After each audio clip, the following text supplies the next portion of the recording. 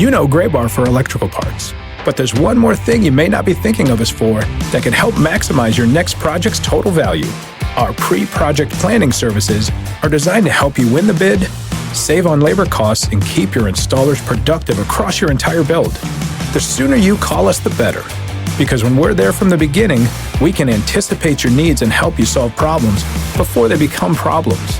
Yep, Gray Bar does that.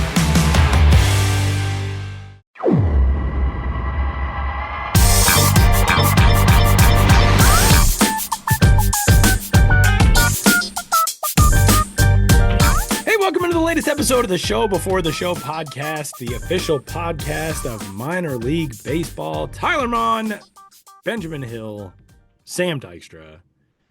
Gents, what's going on? Yeah, things are good. I mean, you know, it's pitchers and catchers week. Not only pitchers and catchers week, because spring training's kind of changed in that way. Like, there are position players reporting to camp all over Florida and Arizona. But the official reporting dates for pitchers and catchers is this week, pretty much in every spot. And if you're a Cubs fan or a Dodgers fan, you got an early look at your pitchers and catchers. And it's been really fun because you realize what some of the traditions are for the first reporting dates. It's oh, who's going to be the opening day starter, which is hilarious because the guys literally just showed up. You don't know who's in shape yet.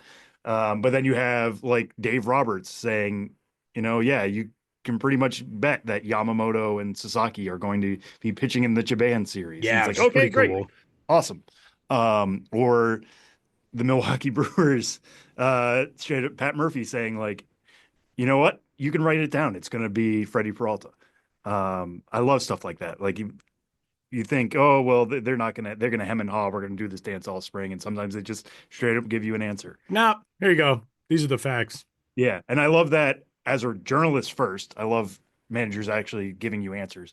And B, I love it for the excitement of baseball and that people are willing to play into it and not do the dance for what's going to be, almost 2 months of spring training, which gets very rote. And it can get boring at a certain point, but then games start and then position battles happen and injuries happen and the pieces start moving around. It's all underway. And Ben Hill had probably the best weekend out of all of us. His Philadelphia Eagles ending the reign of terror of the Kansas City football team. Congratulations, Ben. How was the celebration? Did you climb any light? Did you have Harry climb any light posts in New York City? No, it was very muted. I hemmed and hawed. Very muted by Philadelphia standards. Right. Yeah. Right. Well, I mean, for my standards, because I wasn't in Philadelphia. Both my brothers live in Philly, and I hemmed and hawed about going to Philly just so I can be in the city if they won. But I did that 2 years ago and they lost. And I was like, I don't know. Didn't want to jinx it. Yeah. So I went to a party at a friend's house and it was a good time. It's a longstanding Super Bowl tradition to have a party with that group of friends. But it felt a little weird. One, because the nature of the game, it was essentially over in the third quarter. Yeah. And so there wasn't this more climactic moment of oh my God, they're gonna win it. Yeah, that is true. This, weird slow creep, and then you're just sort of watching the game, being wow, the Eagles won the Super Bowl, but there wasn't some moment of bam. So yeah, I kept it pretty low key, but took Monday off and felt good. And the parade is tomorrow. I did go to the parade 7 years ago, but again, I'm lame and old now. I'm not going this time, but Eagles are a real fun team to watch, and I feel like I learned more about football this year, mostly just by clicking on as many Eagles articles as I could. So I'm getting there. I mean, I've been a football fan for not as long as I've been a baseball fan, but decades. But so many fairly basic aspects of the game don't click for me the way they do with baseball, as much as I enjoy watching it. But I'm getting better. Excuse me, on those X's and O's. Yeah. It was a good weekend. Finding out that the Eagles didn't blitz once against Patrick Mahomes is insane. Yeah. Yeah. What were they doing? Nobody else figured any of this out for 20 weeks. And then the Eagles were just oh, we can just crush this dude with 4 linemen. What? Well, the thing was, you got to remember that D-line is incredibly good. Really that front good. Seven for Philadelphia. Good. And the amount of just remember that Georgia Bulldogs team from a few years ago that just had a monster area front seven on defense. The Eagles are like, why don't we just get those dudes? Yeah, let's just have all those guys. I could make this Howie work. Roseman was just like, why don't we just get good players? How about that? What an idea. Yeah, and then Saquon Barkley was not that big a factor in the game, but Yeah, Getting them there in the first well, we place. obviously got them there, and then but then they stepped over the passing game, and then I was trying to make a baseball analogy with this to bring it back to baseball. We talk about baseball, we talk about minor league baseball, but I'm sure the Eagles had more opportunities in the passing game because of the Chiefs' focus on stopping Barkley. And I was trying to think of a baseball analogy. I was trying to get a better one, but just a player who is intentionally walked or maybe wouldn't be as intentionally walked as much because there's fear about, what the other guy might do. who So else is in the lineup? yeah, That's so it's true. like what opportunities can you create for someone else based on people being overly cautious? And sometimes that can result in just as good outcomes as uh, the feared player doing something. They were afraid of Saquon Barkley, who played his college football at Beaver Stadium in State College, Pennsylvania, across the street from the home of the State College Spikes, a former New York Penn League affiliate of the Pittsburgh Pirates. Yeah, and now New York's It's a minor draft league league. team. Yeah. Yeah, and we're gonna see probably at the Super Bowl parade tomorrow. We'll see Saquon Barkley, Saquon. I said Saquon. Saquon. Swallow my It's Saquon Casino. Yeah, Saquon. Wearing a Spikes hat. I think that's my prediction.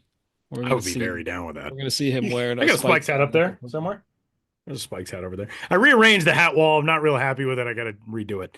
It's not the point of any of this, but I just want you to know that I know how unbalanced it looks on Zoom right now, and that's not going to fly. I'm not good with it.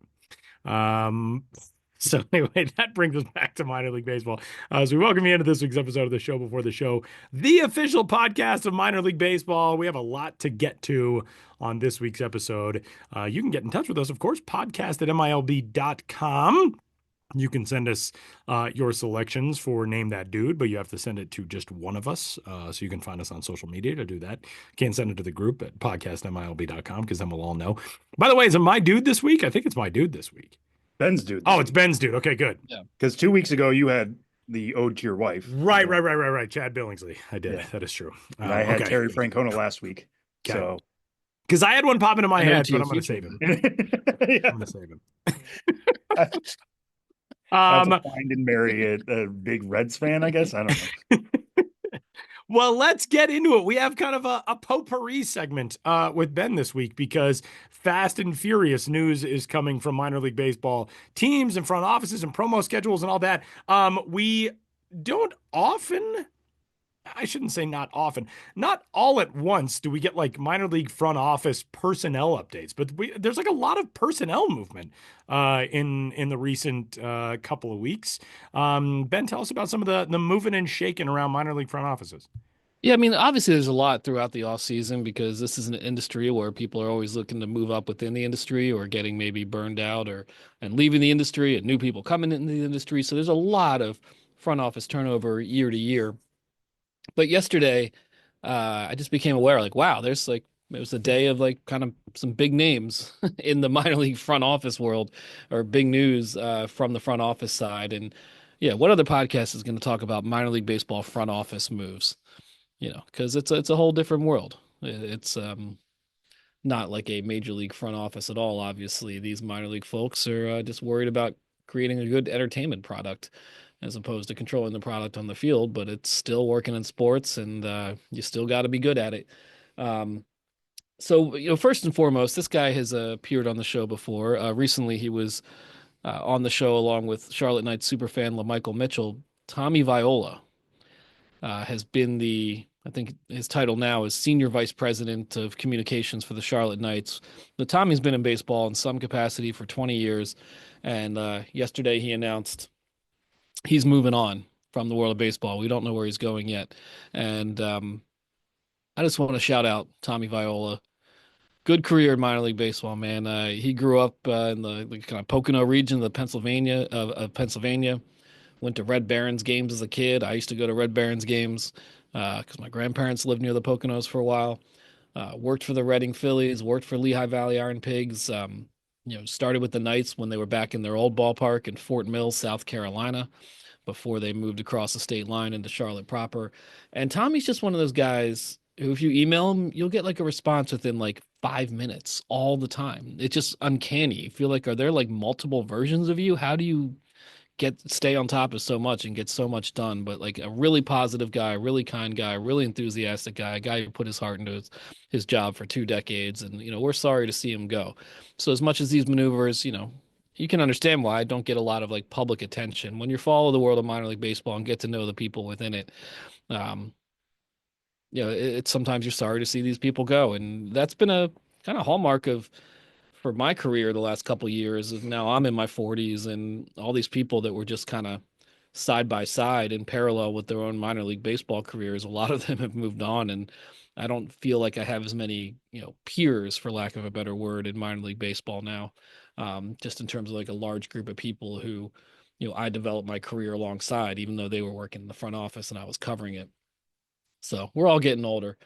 But another one too, in also in the International League, but the Columbus Clippers have had the same team president, or not the same team president, but Ken Schnacky of the Columbus Clippers is an original staff member. That franchise was established in 1976 after Columbus had gone a few years without minor league baseball.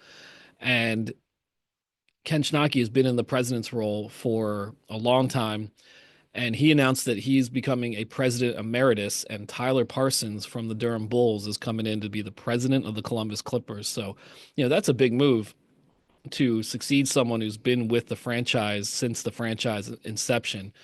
So Schnacky, I always want to say Schnacky or Schnacky. I've talked to the guy. I always mess up the names. He'll be emeritus for the next 2 years, like still, working at the ballpark. 2026 will be his 50th season, and then I think he'll probably step down completely. But one, 50 years in baseball, that's a lot. And then two, Tyler Parsons, who I got to know when he was working in the Appalachian League less than a decade ago, is now president of a pretty storied international league AAA institution. So, he went from Johnson City in the Appy League to Lansing Lugnuts in the Midwest League to GM of the Bulls, working under longtime president Mike Burling, now to Columbus Clippers. That's a pretty fast and about as high up as you can get in the world of minor league baseball, from a front office perspective. So, again, the passage of time. I still look at Tyler as a guy who's working for a advanced rookie short season team in Johnson City, and like was that long ago. Now he's the president of the Columbus Clippers, succeeding a franchise icon. Wow. And then finally, I'll mess up the name too. John Vitas. Vitus. Vitas. Why do we got to figure out how to pronounce names on this show? I'm very bad at it, but we've had him on the show. He's the broadcaster for the Fort Myers Mighty Muscles for the last 4 or 5 seasons. Before that, he was with the Charlotte Stone Crabs. We've had him on the show to talk about rule changes that were implemented in the Florida State League on kind of an experimental basis. But he's moving to Minnesota Twins radio and doing some pre-game stuff, post-game stuff, production stuff during the game itself. And congrats to him. That's a long time to slog it out in any minor league baseball context, but especially the Florida State League, which is one of the tougher leagues to work in. And it's also cool that the Fort Myers Mighty Muscles are a Twins affiliate, and then he gets a job in Minnesota Twins radio. So it's a kind of example of hiring from within. So that was good to see as well. And see Sam. Yeah, there was another one I wanted to throw out Yes, there. this is a good one too. Was Jack McMullen, former broadcaster for the Indianapolis Indians, who I got to meet in the Arizona Fall League last year. Does a lot of great stuff beyond just on field, or not on field, but play by play for Indianapolis. But he's moving on to become the radio voice of the Miami Marlins, which I know is a very sought after gig because there's only a handful of, there's literally 30 of them radio gigs in baseball to be the full-time guy. So him moving over to Miami, congrats to Jack. That's a big deal to do that. Obviously, Indianapolis had a very exciting season last year, starting with Paul Skeens. I'm sure being able to say you called Paul Skeens starts and having that on your reel is helpful. But Indianapolis is a major market in its own right, having major teams, between the Pacers and the Fever and the Colts. So that's a big market to be moving from and then going into Miami. So congrats to Jack, and very excited to see what he can do with that job. And congrats to Marlins fans, because I think they're going to really like him behind the mic. Yeah, and talk about career progression. I first met Jack in 2019 with the Auburn Double Days, in the New York super small market New York Penn League. And I probably have a picture of, me and him in the broadcast booth during that game in 2019. And that turned out to be the Double Days last season after the minor league baseball contraction. And yeah, now he's in the major leagues. It's not that long ago. 6 years? I'm 6 years. I'm Yeah. losing track of time. All right, Ben. In addition to the movements around minor league baseball, front offices and such, we also have movements in what this 2025 season is going to look like with promo schedules flying off the shelves. Promo schedules come on shelves. But there's some fun stuff coming up. Reading, fun alternate identity. Fayetteville's going to have a fun alternate identity. Give us some of the highlights of promo schedules. Yeah, they are coming out. I don't quite want to say Fast and Furious, but finally they're starting to come out every single day. And one of the many tasks I have right now at a kind of stressful time of the year trying to get ready for the season is logging all those promo schedules. But the Reading Fight and Phils, this 2025 will be their 22nd annual morning game. It's at 11 a.m. I think in the past they used to do it more like 9:30 a.m., but I think once Major League Baseball took over, Yeah, the poor players who have the to show up at 6 a.m. to get their yeah, I workouts in. think once Major League Baseball was more fully in charge, they probably set some limits on the earliest a game could start. But it was a cool idea because, of course, there's some morning games, throughout minor league baseball, but they're usually education day games with loads of school kids coming in on a brigade of yellow school buses. But Reading's morning game, was always more for like the night shift workers and retirees, and it had that kind of vibe, pregame stroll around the warning track and that kind of thing. So it's a cool tradition in Reading. Last year they played as the cream chipped beef, if you recall, a regionally popular breakfast. And this year they have an alternate identity for the morning game that is more universal, I guess you could say, the flapjacks. So check out the Reading Fight and Phil's flapjacks identity. I think if you know minor league baseball logos, you could probably more or less visualize what a flapjack logo looks. It is, spoiler alert, anthropomorphic, this flapjack, this pancake. Which brings up a question to me. Is flapjacks what they call that in Eastern Pennsylvania, or is this just they went with a cooler sounding? Because the Reading pancakes, I mean, sure, but like flapjacks just sounds a little bit more, I don't know, Yeah, more like an alternate identity. yeah, I grew up not far from there, and certainly we use the term flapjacks, but I've never associated it as like, in Pennsylvania, we call them flapjacks. And in the press release, I don't believe they tried to make any real like local connection to the flapjacks terminology. They're actually called Thunder Waffles. Yeah. Nicely done. Yeah, that was a good very well. callback to a recent episode where That's it for me. I'm Yeah. out of here. Hartford Yard Goats. Because you got pancakes, hot cakes, flapjacks. Johnny Cakes. Are those different? I just I watched feel like that- Johnny cakes are different because like I just aren't watched they that made with- Sopranos episode. Yeah, I feel like Johnny Cakes are made with almost like cornmeal, maybe. I was going to say cornmeal, yeah. Maybe there are differences. I don't know. I've used the other three terms pretty interchangeably. Like the only time I've used hotcakes, I guess, is for McDonald's breakfast. Mm. Yeah. So maybe that's why they didn't go with hotcakes. But anyway, sorry. Yeah, Flapjacks I is find that definitely- interesting. Like Flapjacks. why Flapjacks is definitely the best term. yeah, and Definitely from a merchandise perspective, I like cream chip beef better just because I like when there's distinct local connections, and Reading being close to PA Dutch country and Pennsylvania tradition, that is something that is Pennsylvania. A flapjack's not really Pennsylvania, but then you could argue, well, if we're selling merch not just to the local market but potentially nationwide, won't people buy more flapjack merch than cream chip beef merch? So I could see either side of it, but I do like when there's a more distinct local connection. Anyhow, this game's not till September, and I did notice that the opponent is the Somerset Patriots. So if Reading is playing as the Flapjacks, it seems a good opportunity for the Somerset Patriots to be the Diners, and we'll see if that comes to pass. That was not part of the announcement, but I do believe that there is going to be a Somerset Binghamton rivalry. Well, where Binghamton will play is the Southern Tier Shortcakes, and not hotcakes, shortcakes. Another one for the Yeah, which is more like strawberry centric versus the diners. So, will we see flapjacks in diners? I don't know. Everything has precedent for the most part in minor league baseball these days. Not many things totally new, but remember when Lehigh Valley and Toledo had a bacon and eggs matchup with Toledo wearing like egg themed uniforms and Lehigh Valley doing their bacon uniforms. So, breakfast matchups, it's been done. or the rivalry that used to be bacon versus tacos, Yeah, Yeah. which was interleague.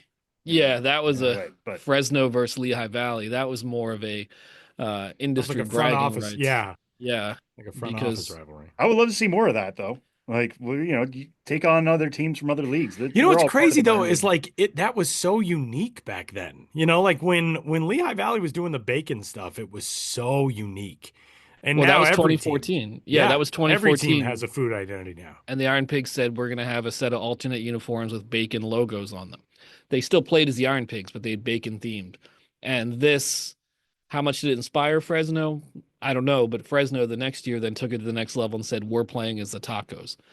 Now, if a team said we'll play as the Tacos or the Flapjacks or whatever, you'd just be like, all right, one of a couple dozen.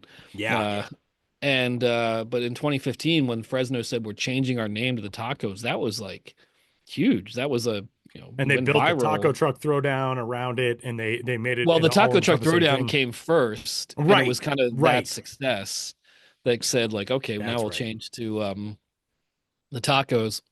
And so yeah, looking at the Fresno Grizzlies promo schedule this year, they're playing as the Tacos, I believe, just once, but it's like 10th anniversary of the Tacos.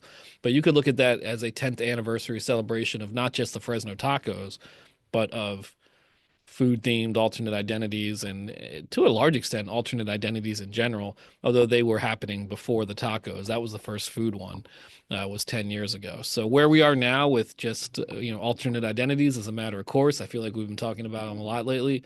It is good to keep in mind that they're a relatively new phenomenon and see how the industry changes from here.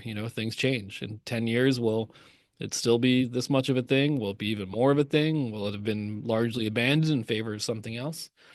The only thing that will tell is time, and we'll figure Hopefully, it. us on this podcast, like, hopefully, we're telling that story some way. Yeah, from the retirement home. Yeah, from Ben, there is an alternate identity, a throwback identity coming for Fayetteville this year, and you and I both know the name more from a Simpsons episode than we know from the actual region or the probably much more famous media enterprise that was named after it. But tell us what Fayetteville's up to.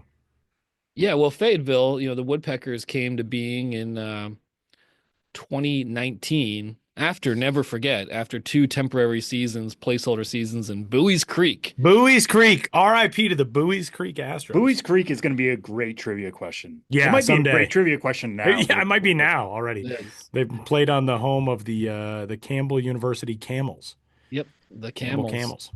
And I did get to visit during one of those two Bowie's Creek seasons. I believe it was the first one in 2017, and so surreal.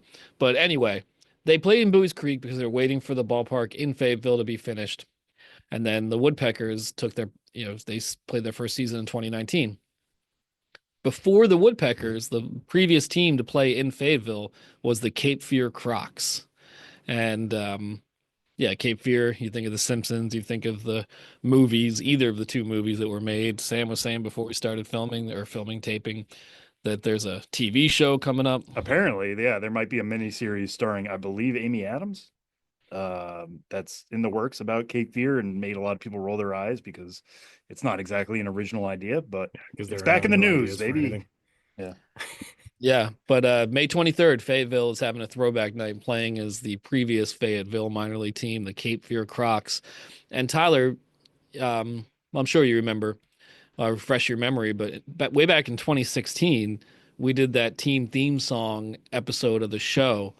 And one of my favorites that was included on that episode was the Cape Fear Crocs theme song, which was kind of inspired by like Cleveland Rocks on the Drew Carey show, Yeah. which is like Cape Fear Crocs, Cape Fear Crocs, Cape Fear Crocs, Cape Fear Crocs. It's like very amateurly done, which is why I liked it so much because it wasn't that well recorded or played or anything. But Written, yeah, anything. but it had a real ragged, old school minor league spirit. So when that was announced, I happened to see it on Twitter on X, and I was like, oh, I hope they bring back the theme song. And some admin replied, as they call themselves, like, hey, like, what are you talking about? Or like, more info, please. And I was like, kids today. Yeah, Kids these today. kids don't even know the history they're honoring. Yeah. So I sent a link actually to that episode of the podcast we did and said, check it out at the whatever 50-minute mark or whatever it was. And who knows if I can play a small role in getting the Cape Fear Crocs theme song played when the Woodpeckers plays the Cape Fear Crocs, that'll give me some joy. Or you just have to show up and sing the entire score to the HMS Pinafore in tribute to the Simpsons episode with Sideshow Bob, which I think would be just as fitting. It's a different Cape Fear, but we could all be treated to Ben's melodious riffs of old-timey Broadway. All right, Ben, you have a piece up on the site, a documentary about the Portland Pickles, members of the West Coast League, with which Sam and I very well acquainted after being on the broadcast for the West Coast League All-Star Game last year. The Portland Pickles, I mean, as soon as they came into being in the baseball world, they have made waves ever since. Tell us about the Portland Pickles doco. Yeah, well, Pickles, Pickles, Pickles. A 1-hour documentary is debuting on the MLB network on Saturday, February 15th, 2 p.m. And I'm sure it will be aired at various times after that. And it will also be made available to MLB TV subscribers on demand in the near future. But some, well done, but fairly simple 1-hour documentary, basically just saying, this is who we are, the Portland Pickles, or this is why we're a team worth knowing. But yeah, they're a summer collegiate league team. They're owned by Alan Miller, or an ownership group headed by Alan Miller, who we've had on the show before. He also owns the Lake County Captains. Former NFL punter John Ryan is part of that group. But there has been a real, old school minor league baseball, anything goes sort of spirit for that team, the Portland Pickles. They've gotten a lot of attention on social media with some, irreverent and by baseball standards, like risque stuff on social media. But the documentary, doesn't really focus on that so much as just like the way that the community has embraced them. They play in like a public park, a stadium within a public park. And so it's a real kind of grassroots type of operation. Random traditions. There was someone in the film who says like, yeah, something does something once, it could become a tradition. So, therefore fans blowing conch shells just because some woman did it I don't want to say some woman, but one of the fans did it one day and it became a thing. Fans raised chairs in the air, like to celebrate good plays. Um, all sorts of pretty wild promos. They actually blew up a whale before Eugene Emeralds became the Exploding Whales to reference the ill-fated whale demolition that happened on an Oregon beach in 1970. The Portland Pickles, blew up a paper mache whale on the field after the game. They built homemade rockets to try to send their mascot into space. All sorts of like goofy things. They've got some indie rock cred. Members of Slater Kinney, Decemberists, Portugal the Man, are fans of the team. So, they reach out to artists, they reach out to chefs, they reach out to musicians. And so there's a kind of Portland countercultural, goofy, anything goes spirit around the team.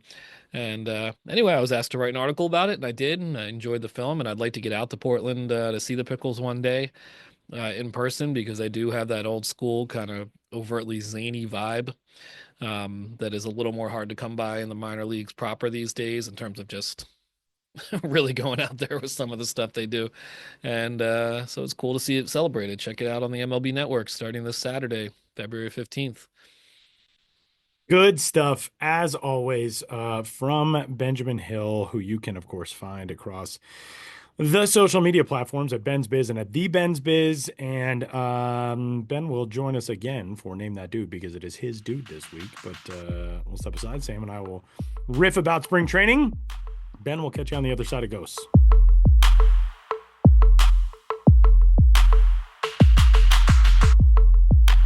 As Sam noted, just a little while ago. It is at long last pitchers and catchers report week all across Major League Baseball as we get set for the 2025 big league season. We're going to start diving into some spring training topics as the Cactus League and the Grapefruit League get ready to roll here in the coming weeks. We are flush with prospect storylines, and we're going to talk about a guy who's not going to be a prospect for long, and that is Roki Sasaki, the now top prospect in all of baseball, but a guy who will probably make his major league debut right out of the gate and never look back. Sam Roki Sasaki has been turned loose by the Los Angeles Dodgers. We're finally getting a chance to see him getting into the regular work of a major league starter in the United States. He won't make his big league debut in the United States, as it sounds. Looks like we're going to see him pitch for the first time in the Tokyo series for the Dodgers as they get the season rolling overseas. But it is pretty exciting to see him getting this thing underway. Give us your early impressions of what we're seeing right now with Roki Sasaki getting started with the Dodgers. I mean, yeah, it's a pretty interesting sign, right? That Dave Roberts, like I said at the jump, is pretty open about starting Sasaki over there. Listen, it doesn't really matter like who starts when. If you made the club or in this case made the rotation out of spring, like I think we sometimes get too caught up in like, oh, who's the number one, who's the number two, how are they going to line this up at coming out of spring? It's a nice thing for like your opening day lineup to have your best pitcher, but does it really matter at the end of the day? No. So the fact that he would potentially be like the number two starter behind Yamamoto, does that mean they view him better than Blake Snell? No, not necessarily right now. Does it mean they view him better than Tyler Glass now? No. But I think the big thing for me that I'm going to be following with Sasaki is, he picked the Dodgers at the end of the day. Like he could have gone to the Rockies. He could have gone to the Mariners. He could have gone to the Marlins. He could have gone to any team in baseball and been like, hey, I like what you're doing here.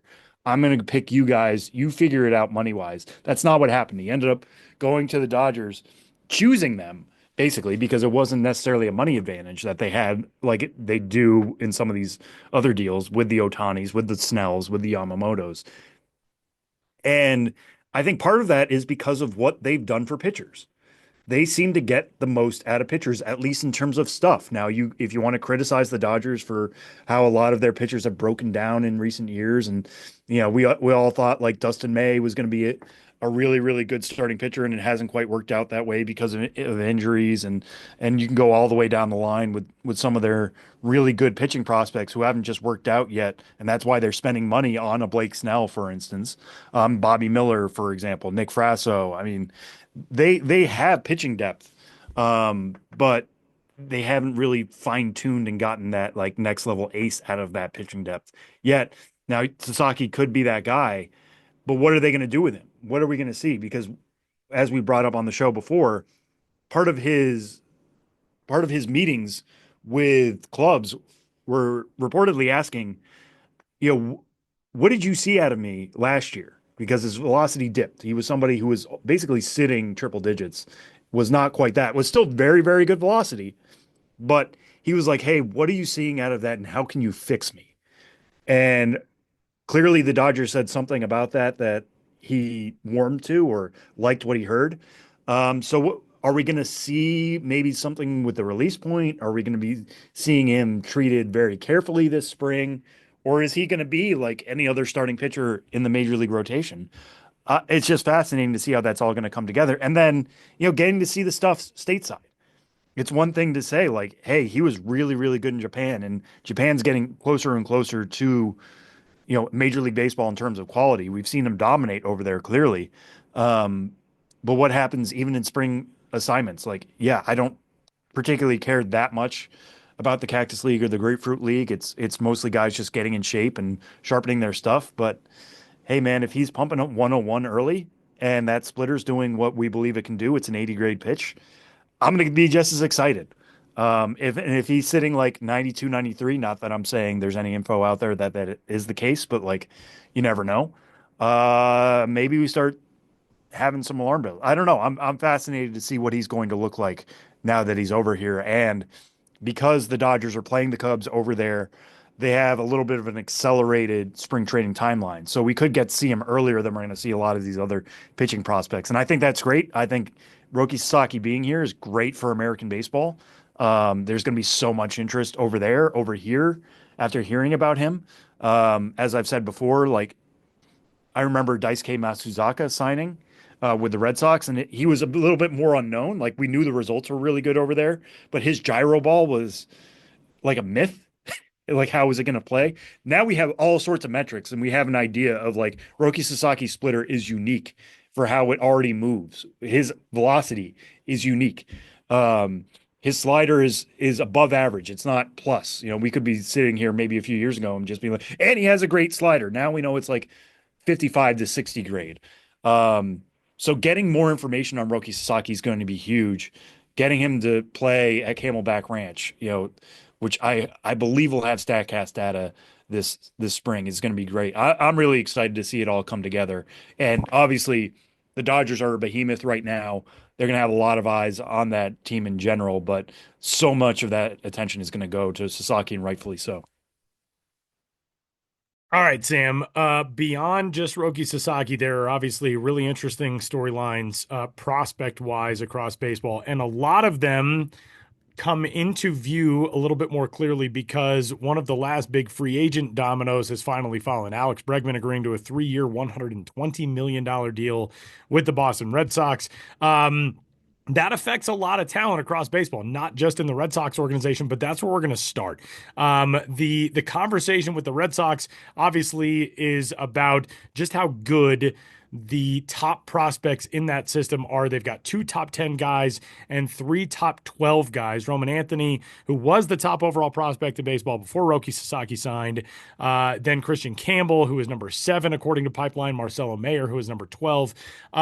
This is interesting because there are only so many spots for the talent across the Red Sox big league roster where these guys are going to go to start this season, how the season plays out for them. Give us your thoughts on what this situation presents for the Red Sox right now.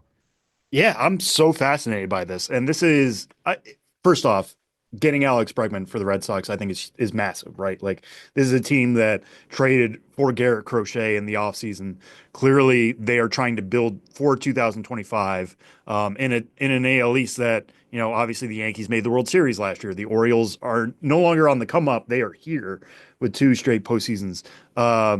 You know, like the things are coming together in the AL East, and you have to build something to compete. You can't just rely on prospects to make that happen. So the Red Sox going out and getting Alex Bregman, I think, you know, we'll see how that's going to sort around their outfield. I'm so fascinated by what this means because Alex Bregman reportedly had said he was willing to move to second base if that meant signing in the right place. And I think he's going to be a good fit for Fenway Park. Him, you know, aiming at the Green Monster, going from the Crawford boxes to the Green Monster, pretty good fit for a right-handed hitter. The Red Sox lineup itself was pretty lefty heavy. Now you get a right-handed bat that you can stick maybe in that number 2 or number 3 spot.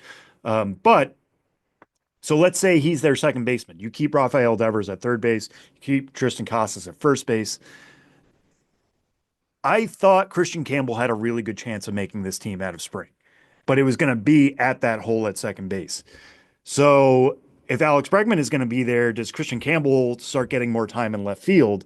But if that's true, then that was the spot that I thought Roman Anthony could potentially win a spot out of spring training because you have Jaron Duran, who's a really good center fielder and obviously like an all-star last year, the star of the team outside of Devers. But Cedar Rafael is a really good center fielder, and obviously Wilyer Abreu was really good in right field last year, got some Rookie of the Year consideration. There's a lot of shifting pieces here, man. Like, if it was up to me right now, and it's not, and it would be difficult to do this to Rafi Devers because he is the franchise cornerstone right now, I would tell him he's the DH.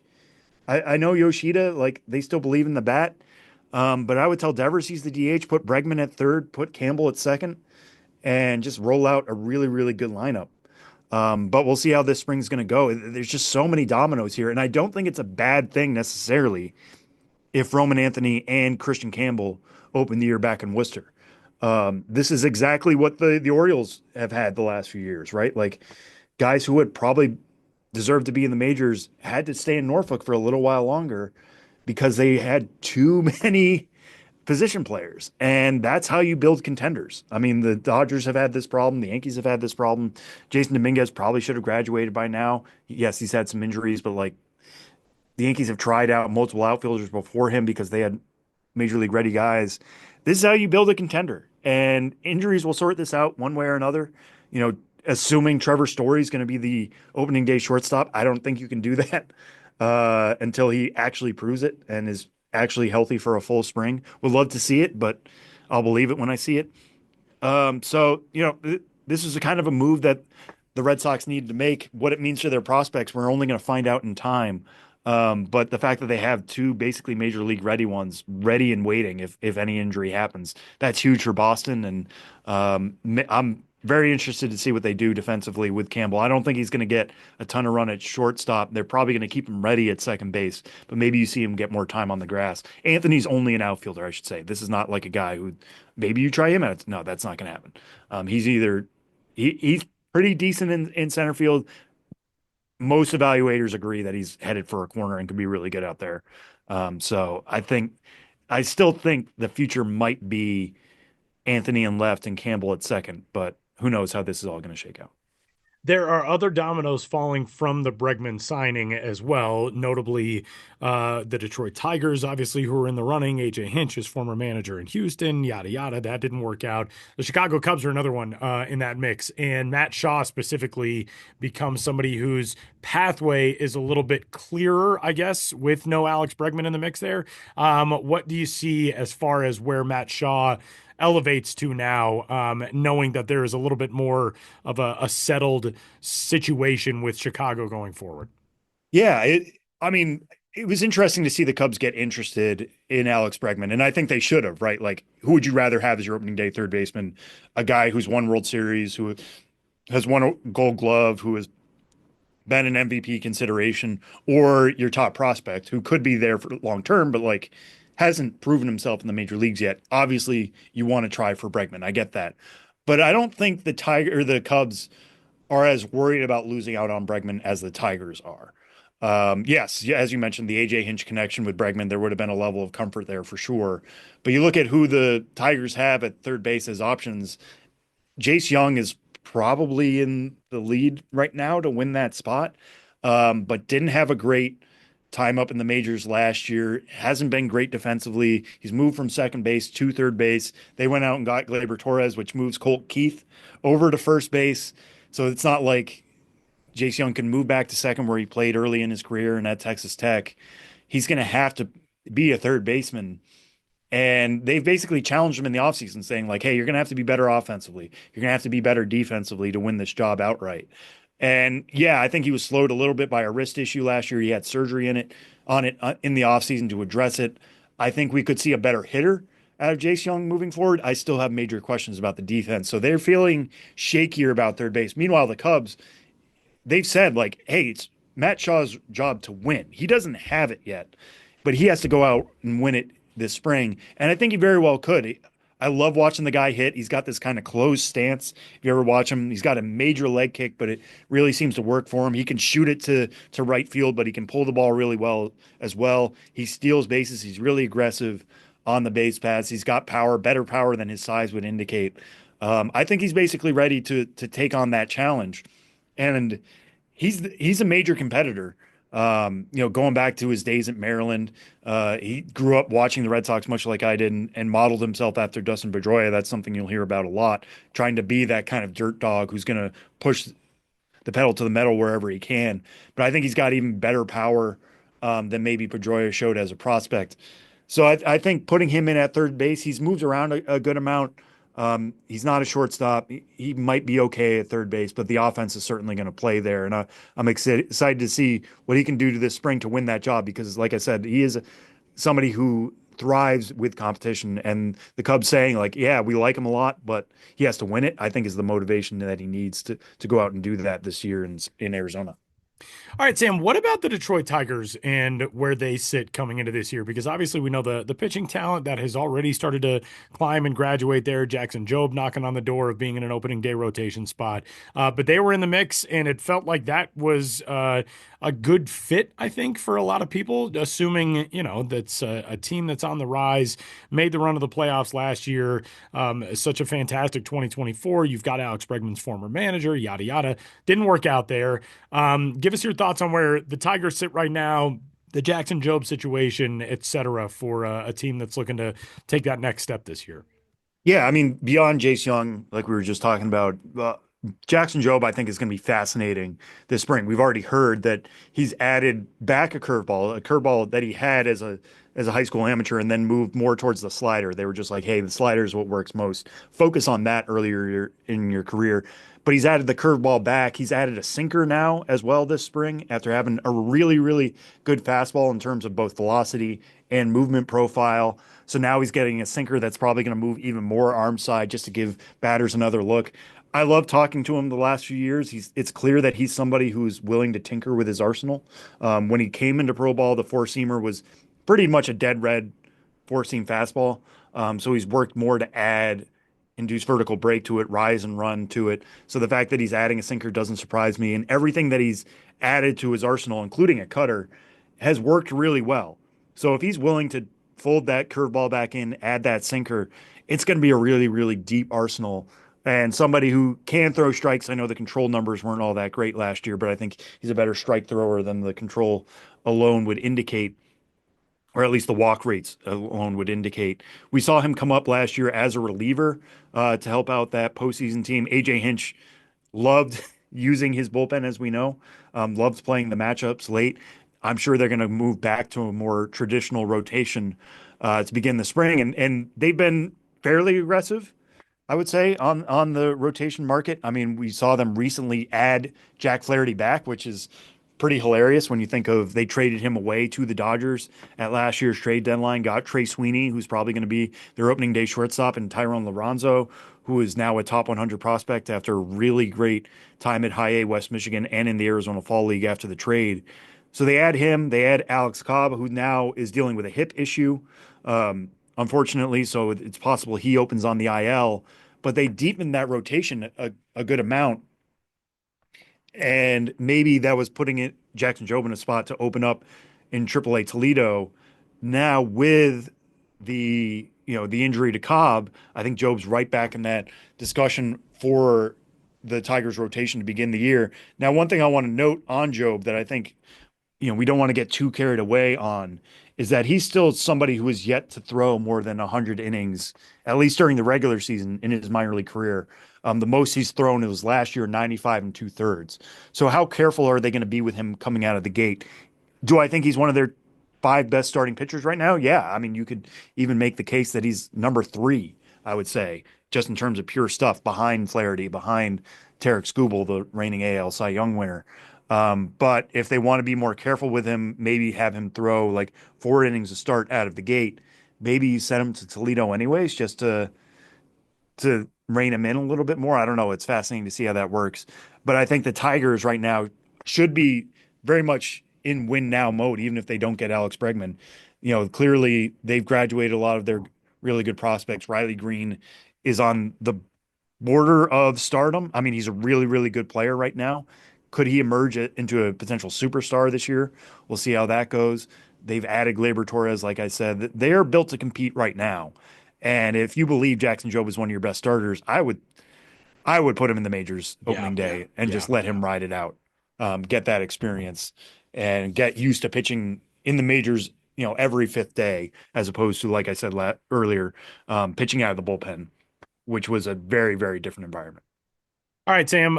Somebody who is in a similar spot, age-wise, maybe not necessarily developmentally, is in the Philadelphia Phillies organization, and that's Andrew Painter, who is the third-ranked right-handed pitching prospect in all of baseball and eighth-ranked overall. Andrew Painter, we know the talent that is there. We also know that there has been some delay to development because of Tommy John surgery. He was off the mound all of 2023 and 2024. The Arizona Fall League return for him was outstanding. This seems like a situation in which, even if he had gotten, I think, half a season last year, you're looking at him as potentially a guy who's in an opening day rotation.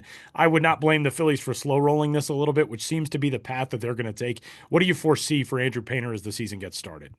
Yeah, I think you really have to hold your horses on Andrew Painter, right? Like we went through this 2 years ago, in 2023. I remember Right.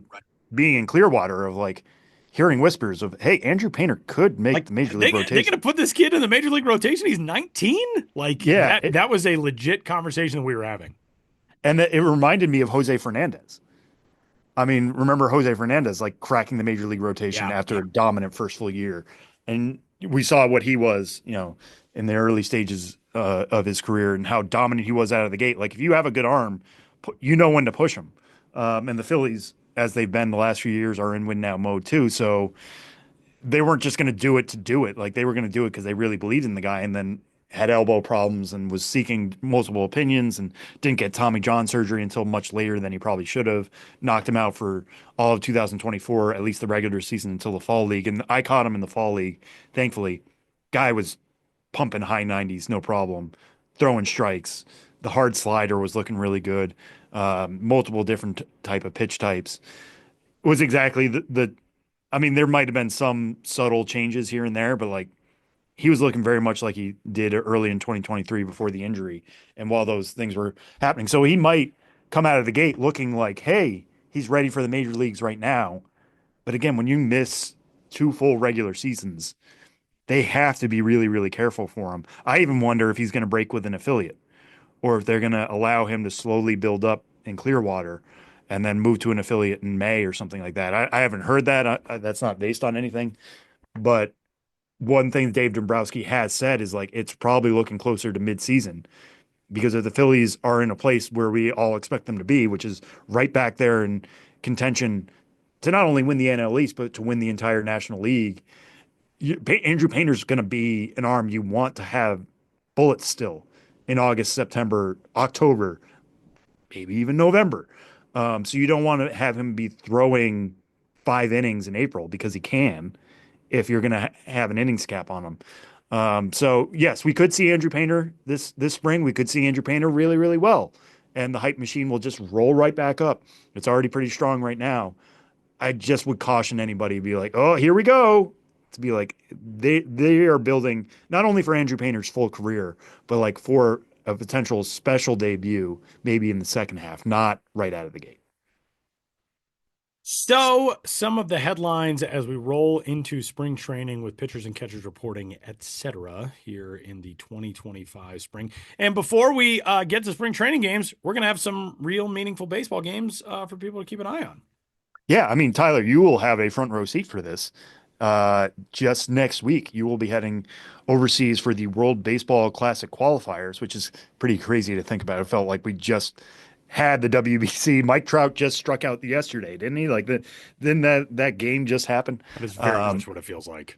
Yeah, but in a good way. I'm very excited to get that thing rolling again because the last WBC I think was the most exciting so far. I mean, yeah, we can go back to Adam Jones's catch and all that happened during USA's winning run, but I think things are really hitting a stride with the WBC. So getting that rolling back up, you will be heading to Taiwan for qualifiers, which I think is a great time to head there, honestly, because we just saw Chinese Taipei win an international competition for the first time in its history. So going right back there is the perfect time for that. But give us a little preview of what you expect out of the WBC qualifiers. Yeah, it's going to be a lot of fun. We've got two qualifying events for the 2026 WBC, which of course was moved up a year to get it off the same track as WBSC's Premier 12, which is the tournament that Chinese Taipei won in November, and to create some separation with the Olympics. Baseball is going to be back in the Olympics in 2028 in Los Angeles. So two qualifying events.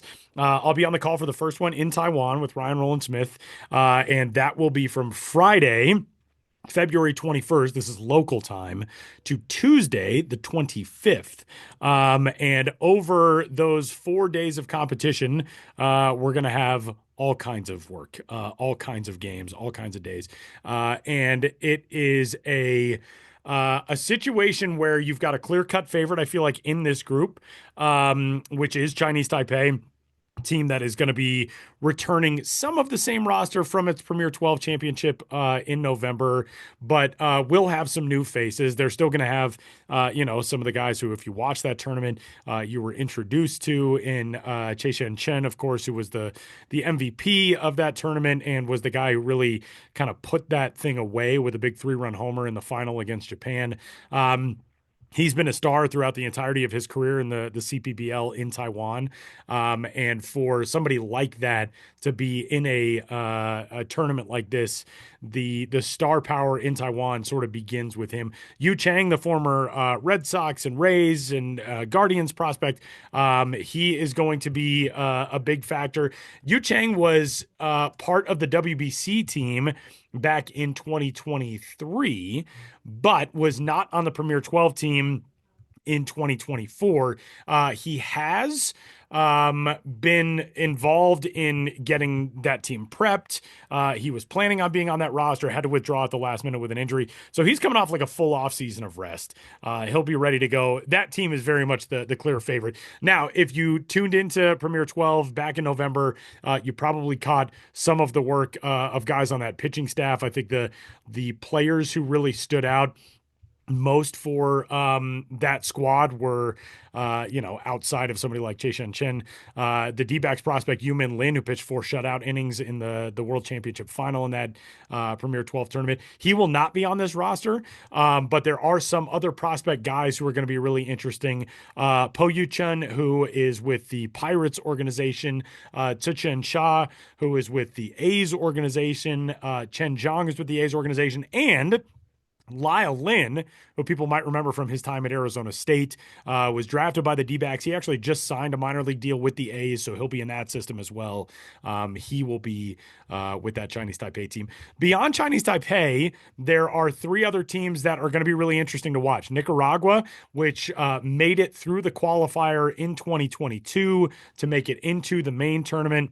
They qualified in Panama, but then went winless in Group D in the 2023 WBC. They've got a Brewers prospect in Freddie Zamora, who is really good defensively, still kind of trying to get the bat figured out on the offensive side. They've got a lot of guys who returned from the qualifier a couple of years ago and from the WBC team, and guys who have been playing together in international competition for a long time. Elian Rayo is one to keep in mind. He played in the Giants organization last year, and was with the Single A San Jose affiliate. Spain is an interesting team. Spain in 2022 had a group that was largely Venezuelan and Cuban and Dominican players who qualify for Spanish citizenship and played for Spain. They got out really as kind of the favorite in the European qualifier that we hosted in Regensburg and fell short late. They lost on the final days to the Czech Republic and Great Britain, who ended up qualifying for the World Baseball Classic. But Spain bounced back right after that. They won the European Championships the following year for the first time since 1955. They've got some names that you will certainly recognize. Luis Guillerme from formerly the New York Mets, Angel Beltre, who played for that team a couple of years ago. He will be on that squad as well. Wander Encarnacion, who has been an outstanding player at Spain's highest level. He'll be part of that group too. Spain, I think, probably talent-wise, outside of Chinese Taipei, might have the inside track to make it onto the main tournament.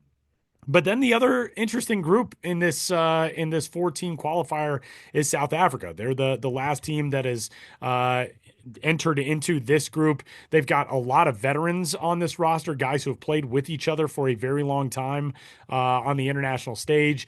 Some names you might remember: Dylan Unsworth, who pitched in the minor leagues, went to Mexico, starred in Mexico for a little while. He was just named Pitcher of the Year in the Venezuelan Summer League. Justin Erasmus, another guy who has pitched worldwide, a former minor leaguer. They've got some guys who have played together at the international levels. Luke and Josh November, the November brothers, will be on the roster. Tlu Ngope, who was previously known as Victor.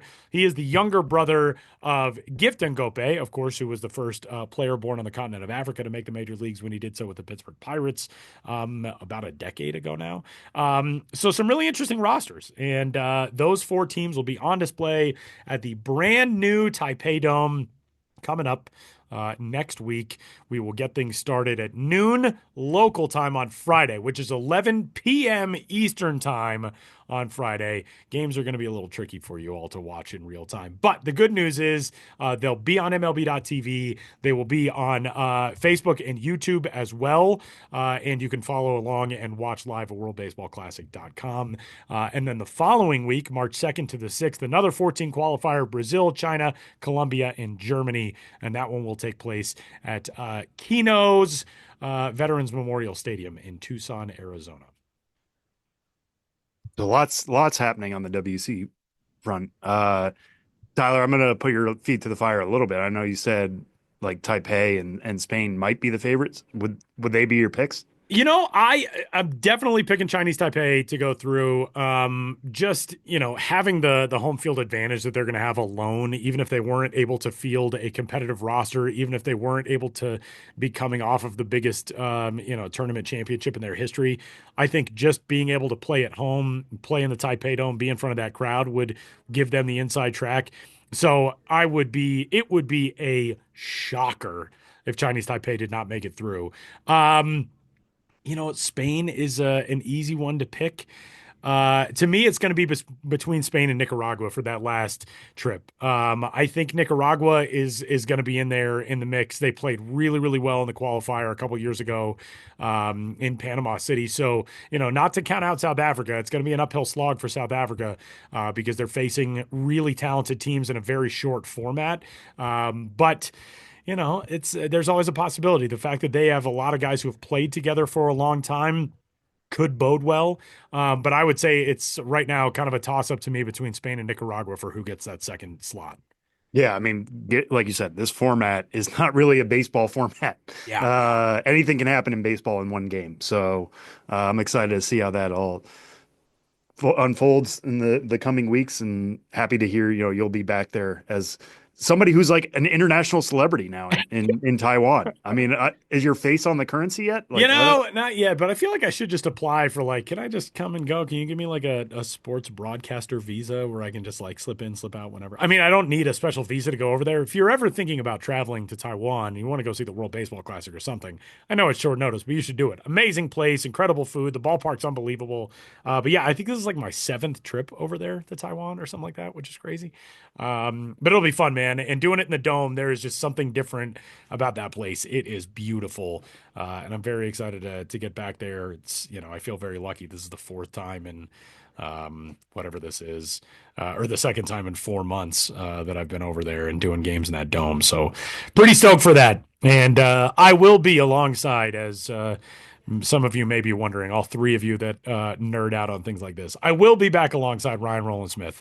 So the 2 biggest dorks in international baseball get to have fun on broadcast together, as we do very often. Well, tell him I said hi. I will. I certainly will. A member of a booth with the 2 of you. A former broadcast colleague, maybe a future broadcast colleague in 2025 as well. So that's coming up next week. Very excited for it. And again, you can get all the details at worldbaseballclassic.com. And coming up, Josh Jackson stops by with Ghosts of the Minors. And then we're back to wrap it up on the other side.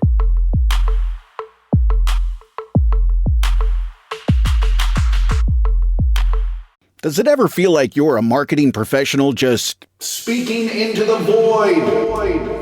But with LinkedIn ads, you can know you're reaching the right decision makers, a network of 130 million of them, in fact. You can even target buyers by job title, industry, company, seniority, skills, and did I say job title? See how you can avoid the void and reach the right buyers with LinkedIn ads. Spend $250 on your first campaign and get a free $250 credit for the next one. Get started at linkedin.com/campaign. Terms and conditions apply. Interrupt this podcast to bring you another thrilling edition of Ghosts of the Minors. Now, here's your correspondent and host, Joshua Jackson.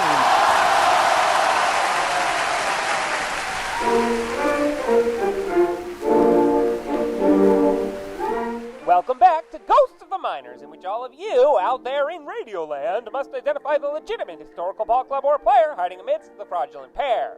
One once played on grass of green. The others are known only in fields of dreams. In the last segment, I asked you which of the following minor league baseball teams did at one time exist. A. The Billerica Dairy Boys. B. The Sadieville Piglets. C. The Morristown Roosters.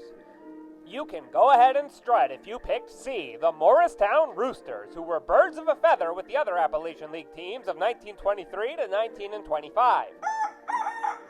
Representing the seat of Tennessee's Hamblin County, the Roosters picked up the minor league mantle dropped by the Morristown Jobbers of the 1910s. The inaugural Roosters team laid an egg. Even though Walt Mitweed led the league mitt to .344 batting average, Morristown fouled it up like a chicken mitt out its head, going 45-60 to come in sixth of the Appy League's 6 teams in 1923. Frank Moffat's Knoxville Pioneers took the pennant with Morristown 21.5 games back. But those Roosters were cock of the walk in 1924. Well into June, Morristown was in first place with a 16-4 record and led the league with a team batting average of .296 and a collective fielding percentage of .971. Through the following months, though, the Roosters clucked around and found out. Helmed by player-manager Roy Clunk, they clunked on down to second place in both halves of the season, falling short of a shot at the titles despite Albert Scotty Slayback's circuit-best 13 homers and Hoyt Williams' league-leading 1.64 ERA. The next year, though, there was a fox in the Appy League's henhouse, and its name was bankruptcy. The Roosters had maybe the most trouble taking off at the box office. In late June, Morristown's revenue stream was a mere $50 average per home opening, and those Roosters were operating on a wing and a prayer. In fact, they were poised to crow out altogether until the league presented the club's board of directors with a $2,500 check, proceeds from the off-season sale of the Knoxville franchise to the South Atlantic League.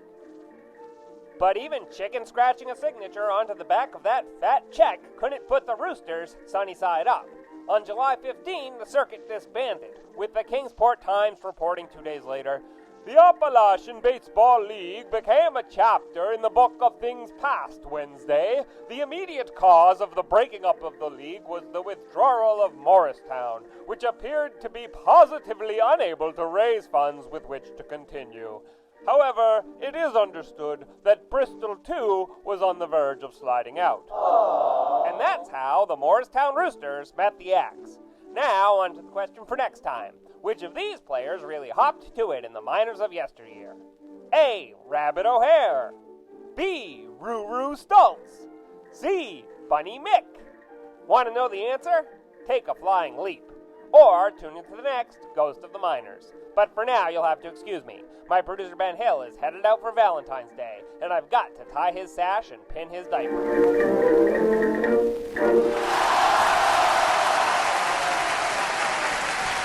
Josh Jackson goes to the minors. He's a legend. He is beloved by this crowd, as you can tell. Every week, the ovation for Josh Jackson, incredible. We are nearly set to wrap this thing up. But before we do, it is time for this week's edition of Name That Dude. Benjamin Hill is the dude knower this week. Sam Dykstra and I shall be guessing the dude. Ben, the floor is yours. I got a dude, and this dude is courtesy of our colleague, coworker, pal. I thought the dude's name was Curtis for a second. Oh, yeah. I thought the same dude is thing. I was like, Curtis. I got a dude, and the dude is Curtis Laskanik. And I was like, man, that was quick. All right. Yeah. Yeah, there was no guessing anymore. Dang, I just said, I Curtis got a dude, Laskanik and I would have tell been a you. good one. Kind of bummed that I just blew that. I should have used Curtis Laskanik at some point. Anyway, but it's not Curtis. Can we rule out that it's a Curtis? We can rule out that it's a Curtis. All This right. dude is Curtis E. of Kenny Van Dorn, a coworker of ours who has submitted dudes before, and I believe an avid listener of this show, and we support Kenny's enthusiasm for listening to this show and for his enthusiasm for Name That Dude. He found a bobblehead of this player at as a member of the Oklahoma City Red Hawks at a half-price books in suburban St. Louis. This is what inspired his pick. So many twists and Yeah. turns. That's amazing. So, you're in suburban St. Louis, you're browsing the shelves of half-price books, and you see a bobblehead of a guy who used to play for the Oklahoma City Red Hawks. I mean, you have no choice but to buy it. So that's the dude. And this dude, he is a native of Delaware, Wilmington, Delaware, home of the Blue Rocks. Drafted by the Texas Rangers out of the University of Delaware. So he stayed local for college. Drafted by the Rangers in the 4th round of the 1999 draft. He then, that season, starts his career with Pulaski. They were then a Rangers affiliate in the Appalachian League, and a little bit of time with the Savannah Sandgnats in 1999. 2000, Port Charlotte Rangers in the Florida State League. That was Class A advanced at the time. 2001, the entire season with the Tulsa Drillers, and then his major league debut in 2002 after some time with the aforementioned Oklahoma City Redhawks. He debuts with the Rangers in 2002 and then is mostly in the big leagues with Texas in 2002, 2003, 2004, 2005, 2006. Moves on to Milwaukee in 2006. Then goes back to the Rangers organization, but stays in Oklahoma City. Goes to the Toronto organization, plays in AAA Syracuse. 2008, he also does play with the Blue Jays proper for 51 games. 2009, takes a detour, goes to Japan. 2010, he's with the Nationals organization back in Syracuse because Syracuse had switched affiliations of the Nationals, and he ends his major league career with 27 games as a member of the Nationals. So Rangers is the dominant team this guy is associated with, and he was an outfielder. Is it Frank Catalanato? It is not. He played again. I know he was with the Blue Jays for a bit. That's a good guess. He started with the Rangers, then some time with the Brewers, Toronto, and the Nationals. 8 seasons in the minors, 8 seasons in the majors, or parts of 8 seasons in the majors, parts of 8 in the minors. How much time did he spend with Oklahoma City? It's funny that Kenny found his Redhawks bobblehead because not a ton. He played for them in 2002, 26 games, 2003, 29 games, and then when he came back in 2008 to the Rangers organization for 29 games. So he never Weird. had. So Yeah, and he ended up getting a bobblehead out of that? I Out of think playing he had like not enough, even 90 games? because I think he had enough good seasons in Texas where it was just like, hey, he played for us, good Yeah. enough. Yeah. Decent power guy. Career high 26 homers in 2004, hit 279, 874 OPS, 25 homers for the Rangers in 2005. So that was about his career peak in that regard. Finished with 729 games played in the majors, 89 home runs, 268 average, 781 OPS. So like a reasonably productive guy who didn't last a whole lot of time. Spent a season in Japan. An outfielder with the Rangers. Yeah, spent 2009 with what, Hanshin? How do you say it, Tyler? Yeah, the Hanshin Tigers. Hanshin Tigers. I'm just going to say the name because I need to get this out of my system. Kevin Mensch. Ding, ding, ding, ding, ding. Kevin Wow. Mensch. Yeah. Wow. Oh, okay. Because I was thinking like, Great if you were job, to give out a Sam. bobblehead, it would be perfect. Because what do we know about Kevin Mensch? Kevin Mensch had the biggest head in baseball. What? Look up Kevin Mensch head size. It was like an 8. Like Bruce Bochy was still around. Well, Yeah. Kevin among Mensch. active players, that's like the one thing I remember about size. Kevin Mensch is that he had a He massive. was noted for having the largest cap size in the majors, 8 and a quarter, which evidently earned him the nickname Shrek. Wow, I didn't know that. Sam was like, "What do we know about Kevin Mensch?" And I was like, "Well, what do you That know about is Kevin Mensch?" incredible. I thought about Kevin Mensch first, but then I was like, I don't remember him moving around that much. I remember him so much with the Rangers. That's amazing. So I like he would be according- perfect for a bobblehead because he's just what is the point of a because bobblehead? it's like it's true dimensions. According to proportions. According to a Reddit thread from 4 years ago, somebody said that there was a Baseball Tonight segment. Remember Baseball Tonight when we were a proper society and we had baseball highlights on all the time? Baseball Tonight had a segment on Mensch and his head at one point. And yeah, it was 8 and a quarter. Goodness gracious. 8 and a quarter. Like, I feel like that you almost have to have that custom made. Like, I don't think they just roll out 8 and a quarter size hats. I think like 8 is the max. And that, like, I know for a fact, Bruce Bochy, when he was managing the France team in the World Baseball Classic qualifiers a few years ago, I remember like thinking to myself, it was the first time I had ever met Bruce Bochy in person. I remember thinking to myself, like, how big is this dude's head really going to be? And then he came around a corner and I was like, goodness gracious. And yeah, he had to have a custom hat and helmet made to work with that team because they, couldn't get just like, here's the standard stock New Era hats. Here's your size, 14 or whatever it was. Man, I did not know that. And what a great nickname. And what a nickname of the time as well, to call a guy Shrek because his head is huge. That's pretty nice. I Kevin did not Metch, remember the man. Shrek thing. Yeah, that was news to me. But I would everything- not have remembered. I would not have gotten that one, like, ever. That I'm very impressed, Sam. That was very good. Very good work. Well, very very good job by Kenny to find that bobblehead in the first place. Yeah, that is great. To share that with Ben. That's That is a great fun stuff. memory. Yeah, he came up with Mensch, and he's a real Mensch, and it all ties together. Hey, and also, we owe Kevin Mensch a huge congratulations because he posted on Instagram that he had I guess this would be a great nephew recently. He says, congratulations to my nephew, Christopher and Kate, because they had a baby. Congratulations to Kevin Mensch and the family. That's pretty cool. Pretty cool stuff. And he also apparently hosts a podcast called The Big Head Pod. See, there you go. That is amazing. We're learning all these things about Kevin Mensch. I had no idea. Pretty good stuff. Pretty good stuff. That was a great selection for this week's edition of Name That Dude. And that'll do it for this week's episode of the show before the show. Kevin Mensch, wherever you are, we salute you and your gigantic head. And for Sam Dykstra, Benjamin Hill, Josh Jackson, and all the rest, my name is Tyler Vaughn. We'll catch you next week.